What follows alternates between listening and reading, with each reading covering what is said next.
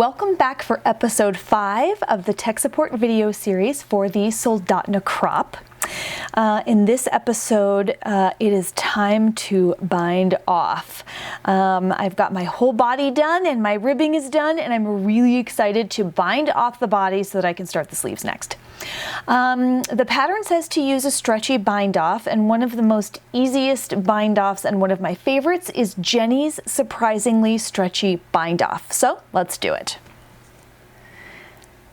All right, so I've removed my end of round marker from right here so I can go ahead and start.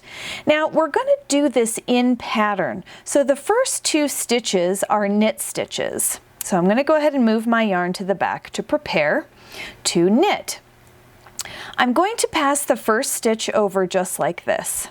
Then I'm going to perform a yarn over. Now, depending on what this stitch is, will determine whether I do a normal yarn over like this, or if I do a backwards yarn over from over the top from the back to the front like this, which you can tell is difficult to do. Okay, this is a knit stitch, so we are actually going to start from behind and knit forward. So you're doing a backwards yarn over when you have a knit stitch. All right, so we've done that. Now we're going to knit this stitch. Then we're going to pass this stitch over the end, and then we're also going to pass, just like a traditional bind off, the previous stitch over this stitch and off the end. All right, so 1 stitch bound off. Now the next one is a purl. So now we're going to do a regular yarn over, and then we're going to bring our yarn back to the front. We're going to purl that stitch. I'm going to move my yarn back to the back just to get it out of the way. I'm going to pass the yarn over that stitch off the end of the needle. Then I'm going to pass this stitch over the end as well. 2 stitches bound off. Now we have a purl again. So I'm going to do a regular yarn over, bring the yarn to the front and back to the back, but it's a purl, so I have to bring it right around to the front again. I'm going to purl that stitch. I'm going to move my yarn to the back so it's out of the way. I'm going to grab this stitch, the yarn over stitch, put it over the edge. Then I'm going to grab the next stitch, put that over the edge as well. Oops, just like that. All right, so now we have a knit stitch. So I'm going to do a backwards yarn over, whoop, just like this. I'm going to knit this stitch, pass the yarn over the end, pass the previous stitch over the end. This is a knit stitch, so we need a backwards yarn over. We're going to knit this stitch, and then pass the 2 previous stitches over the stitch and off the end of the needle. And you're just going to continue like that, giving yourself a nice stretchy bind off, making sure that you bind off in pattern. So again, purl. So we're going to bring the yarn to the front and over the back, but it's a purl, so back to the front again. I'm going to purl this stitch, move the yarn out of the way. Pass these 2 over. Again, purl, move the yarn out of the way, and pass these 2 over.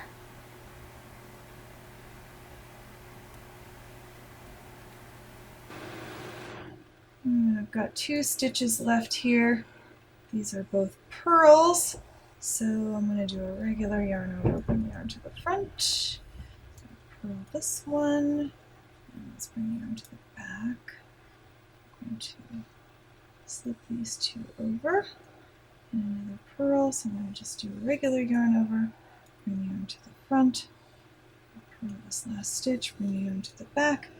Now, I'll get these 2 over. All right, so now we have 1 stitch left. So I'm just going to make it nice and long. I'm going to move my needles out of the way. And you can see that once you've gone around, you have kind of a little jog here where this is taller. So I'm going to leave myself a little bit of a tail. I'm going to clip this, and then I'm going to grab a darning needle. And let's get a darning needle on my tail here, and I'll show you how I like to pull this flat. Okay, so what I'm going to do is I'm going to pull this into a loop, just like this. I'm going to go through that loop.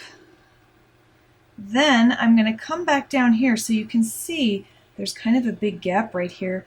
And here's the first loop that we did when we did a bind off. Okay, so here's the gap. Here's our first loop.